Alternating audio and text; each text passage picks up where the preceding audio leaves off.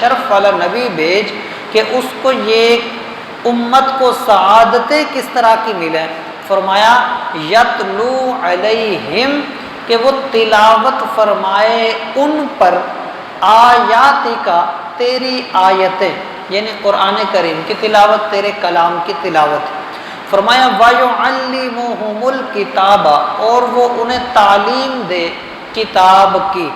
علماء کہتے ہیں کہ یہاں مقصد کتاب پہنچانا نہیں ہے یا کتاب دینا نہیں ہے، تعلیم فرمانے کا مطلب یہ ہوتا ہے کہ تعلیم کسی بھی چیز کی ہو ہمیشہ تھوڑی تھوڑی کر کے دی جاتی ہے۔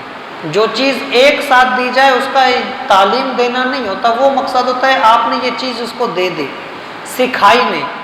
سکھانا ہمیشہ تھوڑا تھوڑا ہوتا ہے، اور تعلیم دینے کا مطلب ہوتا ہے سکھانا، کہ سبق کر کے تھوڑا تھوڑا کر کے سکھایا جائے۔ کہ جس طرح سے تورات ملی تھی حضرت موسیٰ علیہ السلام کو، وہ سکھائی نہیں گئی، وہ دے دی گئی تھی۔ ایک ساتھ کتاب آئی تھی تختیوں پر لکھی ہوئی، یعنی ایک ساتھ ساری کتاب لکھی ہوئی مل گئی، یہ سکھائی نہیں گئی، یہ عطا کی گئی۔ لیکن یہاں کہا گیا اس نبی کا خاصہ یہ ہو کہ وہ نبی اپنی امت کو کتاب دے گا نہیں بلکہ کتاب سکھائے گا۔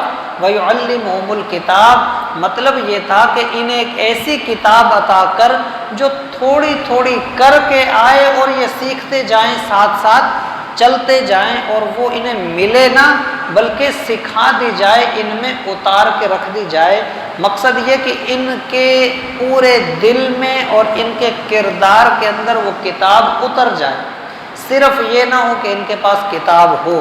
تو فرمایا وَيُعَلِّمُهُمُ الْكِتَابَ، وہ تعلیم دے، سکھائے انہیں وہ کتاب، وَالْحِکْمَةَ، حکمت کہتے ہیں سمجھ کو۔ تو مراد یہاں یہ کہا گیا کہ فقط کتاب دینا یا فقط کتاب سکھانا نہیں، بلکہ سکھانے کے ساتھ ساتھ وہ کتاب کو سمجھا بھی دے۔